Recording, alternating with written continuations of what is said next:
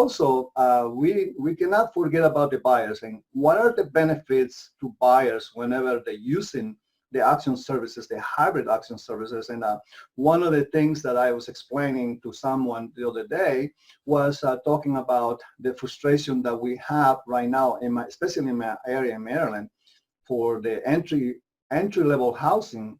When someone finds a home for a certain price, which will be a first-time home buyer or something like that, more likely we're going to be competing with 5, 6, 7 people for the same property, because right now, I can assure you there are more buyers than houses in our area, and we're looking about this in May 2020, in the middle of a pandemic, and we'll have a lot of buyers right now looking for properties, and we don't have enough inventory.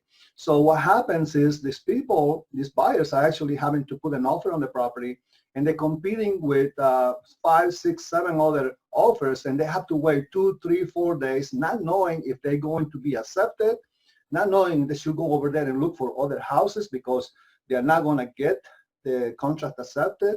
So basically, there is a big disillusion by a lot of home buyers, and they don't know how to actually act from this point where they're being rejected after rejected from property to property, and then pretty soon they're starting offering more money, more than what they're asking for, because they don't want to be in the situation. But on a hybrid auction, I think that is really one of the major benefits for buyers. They are really going to know exactly how much they can pay to win the property. If they're willing to pay that price, that bid is going to win. And at the time when the auction ends, that's their home. That is their contract. Once the contract gets accepted and ratified by the seller and accepted, then the buyer gets the property. So there's no reason to be competing with other people behind in the dark. They're really competing right in front, very transparent, right off the bat. What do you think about that? Well, that's exactly right, Fernando. I mean, that's the whole deal with the auction for the buyer, is the transparency. Right? You know what the bids are, you're seeing them all. Whereas, like you mentioned, if you're doing a multiple offer situation on a regular listing, you have no clue what the other offers are. All the listing agent's going to do is say, listen, I got multiple offers. Send us over your highest and best by tomorrow morning at 12, and we'll pick one, right?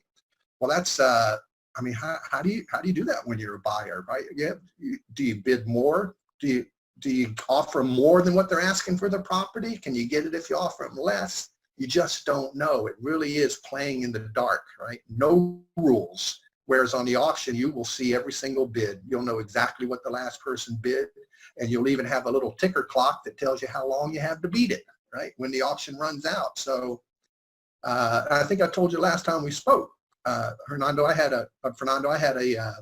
one of the bidders on one of my auctions. He was bidding against himself for like the last 10 minutes, because every time he would place a bid, it would say reserve not met. So the auction was not successful. So he was just automatically raising his price up. And he ended up, I think in the last 10 minutes, he raised his bid like $30,000, and he was the only one. There were other bidders, but no one else was continuing to bid, right? So it just shows how it really, really worked. This guy really, really wanted that property, so much so that he was just bidding with himself. Unfortunately, go ahead. Yeah, I was going to say, unfortunately, he didn't get it because the reserve wasn't met. But if he was doing a highest and best offer on a regular listing, it probably would have been $20,000 or $25,000 less than what he offered on the auction, because he raised his bid like 6 times in the last few minutes. And you don't have that opportunity on the highest and best. Once you submit it, you know, you have second thoughts. I mean, you may be able to rewrite it and send something else over, but chances are the seller may have already accepted something, because there are no time limits on a, you know, when you're bidding on a regular multiple listing that's not in an auction. Well, they can sit there and negotiate for 2 weeks if they want to. Where the auction, it's a done deal when the auction's over. And one of the things I think is also beneficial to the buyer is that at that time, when you see a buyer that want to buy the property, you know, there is no reason why there shouldn't be a direct conversation already if there is you know, if the bid wasn't high enough and it didn't meet the reserve price.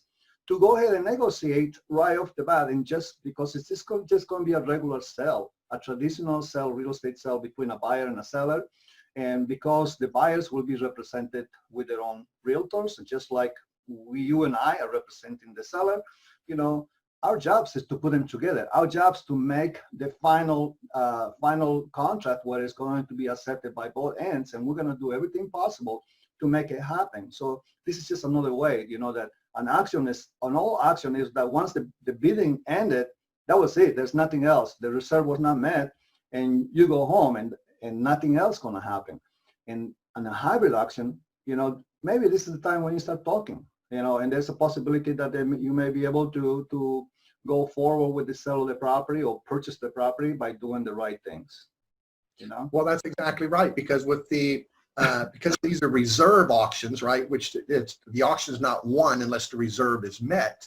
But if the reserve is not met, and you've had 5, 6, 7 people bidding on a property, and probably 40 or 50 or 60 more in your database that showed up for the open house that maybe not bid on it at all.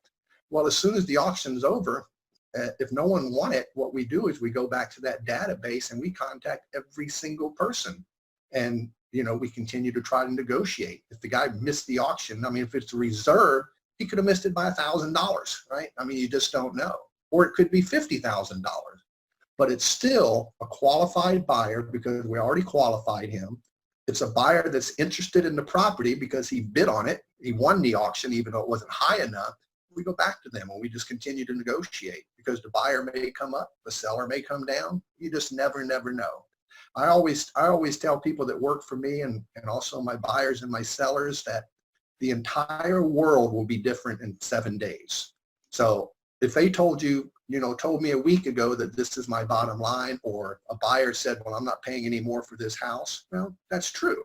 But it's not going to be true 7 days from now because the entire world will be different. Their situation changes, either the buyer or the seller, which is why, I've always thought people need to have an agent involved because we're the ones that are supposed to be non-emotional to try to get deals together and try to keep them together, right?